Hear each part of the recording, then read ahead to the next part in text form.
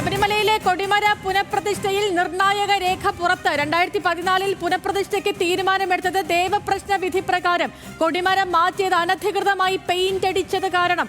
UDF കാലത്തെ MP Govindan നായരുടെ ഭരണസമിതിയുടെ തീരുമാനം 2017 പ്രയാർ ഗോപാലകൃഷ്ണന്റെ ഭരണസമിതിയാണ് നടപ്പാക്കിയത്.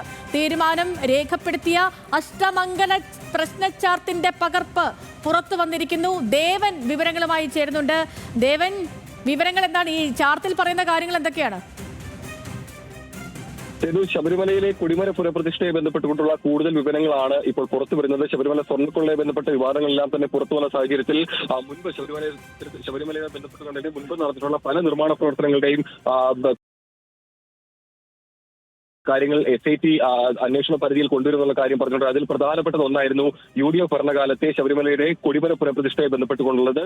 ഈ പുനഃപ്രതിഷ്ഠയ്ക്കായി 2014 തീരുമാനമെടുക്കുന്നത്. അന്ന് ഇത്തരത്തിൽ ഈ ശബരിമലയിലെ കൊടിമരത്തിന് ചില കേടുപാടുകൾ സംഭവിച്ചിട്ടുണ്ടെന്നും അത് മാറ്റി പുനഃസ്ഥാപിക്കണമെന്നും ആവശ്യപ്പെട്ടുകൊണ്ട് താന്ത്രിക വിധിപ്രകാരമായിരുന്നു അന്ന് തീരുമാനമെടുത്തത്. അന്ന് തന്ത്രി കണ്ഠരര് രാജീവർ തന്നെയായിരുന്നു ഇത്തരത്തിലൊരു അറിയിപ്പ് ഈ ദേവസ്വം ബോർഡിനായിട്ട് നൽകിയിട്ടുണ്ടായിരുന്ന കാര്യവും SIT കണ്ടെത്തിയിട്ടുണ്ടായിരുന്നു. അതിന്റെ അടിസ്ഥാനത്തിലാണ് ഇത് പുനഃപ്രതിഷ്ഠയ്ക്കായി തീരുമാനമെടുക്കുന്നത്. പിന്നീട് 2017 പ്രയാർ ഗോപാലകൃഷ്ണൻ ദേവസ്വം ബോർഡ് പ്രസിഡന്റ് ആയിരിക്കുന്ന സമയത്താണ് ഇതിന്റെ നിർമ്മാണ പ്രവർത്തനങ്ങൾ ഈ തീരുമാനം നടപ്പിലാക്കിയതെന്ന് അജയ് തറയിലായിരുന്നു അന്ന് ബോർഡ് അംഗമായി ഉണ്ടായിരുന്നത്.